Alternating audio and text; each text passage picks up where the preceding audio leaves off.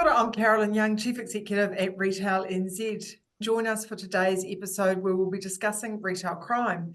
I'm joined today by Matt Tierney, who's the manager of the National Retail Investigation Support Unit with the New Zealand Police. Welcome, Matt. Morena, how are you?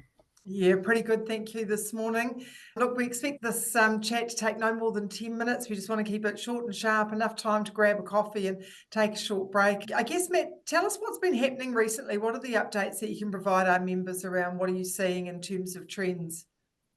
Well, just right now, actually, we're in a pretty good space, actually. And I was at an event with Caroline earlier on this week, and we had a look at some data and numbers in relation to the total number of offences. And we're actually just seeing a little bit of a downturn in relation to the numbers for the last 90 days. So we're actually in a relatively good space, although it might not feel like it for a lot of people. I think retailers are doing a really good job. We're catching a lot more people, holding a lot more people to account by the police's standards.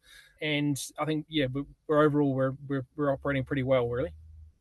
Fantastic, but we did have a little spate just a little while ago around in convenience stores and some are smaller stores really targeting sort of cigarettes and vaping. What are some of those things that those smaller stores need to really be thinking about in terms of how they make sure that they keep their store safe and are aware of who's coming into the store and how to prevent offenders trying to steal from their store as much as possible?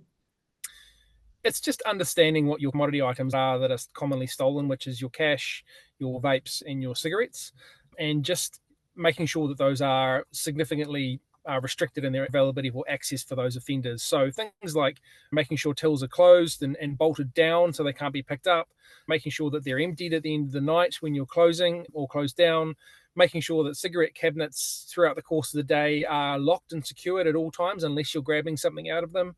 And simple things like key cabinets and stuff, making sure that they're locked and secured properly, and checking in and making sure that your security interventions that you do have in the stores, fog cannons and the like, are operational, and that your frontline retail staff that are in the store at the time know how to use them and are wearing the right pendants. We know that these offenders have time to look around and try and find the easiest target, and that's what they're doing. They're spending that time and they're looking for opportunities to offend. All you need to do is just make it a little bit more difficult for them, and they'll move on to the next thing. So yeah.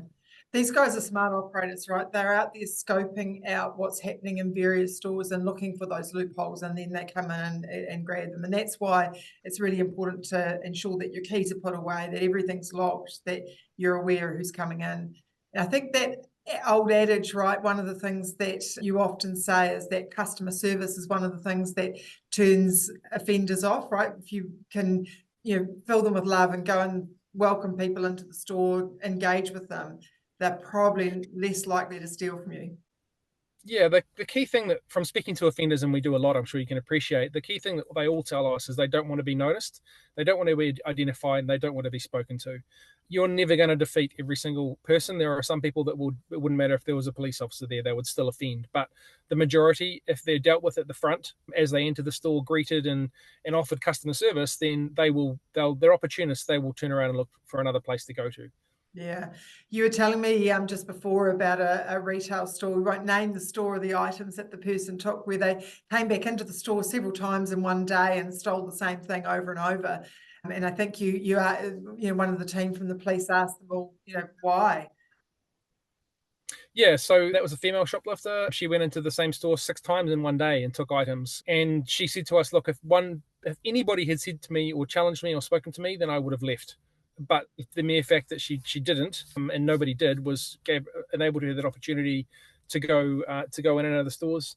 One other thing that's sort of rearing its ugly head, I suppose you could call it a little bit at the moment, is we have a couple of offenders that are using the fire egress to get out into the car park. This presents problems as retailers because, of course, you can't restrict access or restrict egress into that because of the fire regulations. There have been cases in the past recently where we have charged people under the Fire Act for using that door for inappropriate purposes for theft, and the judges have given them some really heavy and serious punishments in relation to it.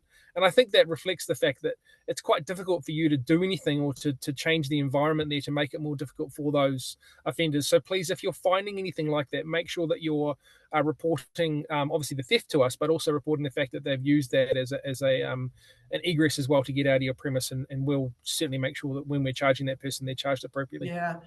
And hopefully, if they get a significant enough charge, then that will stop them coming back and doing something like that again. And also their mates, they've all got colleagues and mates that they're working alongside. If they see those things, they might think differently about doing Yeah, them. the previous offenders that we have charged under the Fire Regulation Act, they are currently at large at the moment, and unfortunately they are offending and they're not going out through the fire door. So that would signal to me that that deterrent factor has happened and they're considering that anymore. I guess one of the other things, Matt, that does occur on a sort of semi-regular basis is we are seeing in circulation in parts of New Zealand, some counterfeit notes often. We've got tools and resources on our website, and certainly get in touch with the membership team if you don't know where they are and how to access them, because obviously it's good to have them at point of sale so young people can see what the counterfeits look like and what the real notes look like. But what are the things that you're seeing in terms of counterfeit notes in circulation? Yeah, so it's just right now at the moment we're not seeing a great deal of counterfeits. That was kind of a blip that happened a little while ago. But what I would say is, if you do get counterfeit notes, please secure them into a plastic bag straight away for us and just drop them off to the nearest police station. Often, the people that are presenting counterfeit notes, when you're challenged about the counterfeit note, they don't offer any resistance and they'll just leave straight away. But we definitely need to know about it, and we can actually get fingerprints off the notes as well by fuming them with super glue. So please just think about evidential sufficiency, put them in a plastic bag and drop them down to your nearest police station, and we can do something about them. And what are the most common denominations that you would see a counterfeit?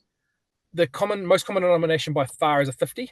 We have seen a few hundreds, which should be raising all kinds of alarm bells for retailers, because $100 bills are very hard to get hold of. Of course, you have to go into a bank to get a $100 bill, whereas a lot of ATMs now will distribute 20s and 50s. So we've seen very, very, very few 20s, which is interesting. But yes, certainly the majority have been the 50s, no 10s at all. One of the things that the offenders will do when they're presenting counterfeit notes to be aware of is that they'll present them with a whole bunch of other notes. So they'll put a counterfeit note in and amongst others, so hoping that people will kind of flick through the legitimate ones and not notice the counterfeit one. Yeah, so interspersed with actual notes. So yeah, okay, good to know. So mainly 50s, the odd 20s, definitely a red flag for hundreds, and we haven't seen any 10s in recent times. Just really making sure that part of your staff training, I think, would include understanding what actual notes look like, because we know there's not as much cash in circulation anymore. Yeah. A lot of young people don't handle it on a regular basis. So we've got some tools on our website to help, and some resources that we've picked up from the Reserve Bank as well as from New Zealand Police. So please make sure you jump on and access those tools.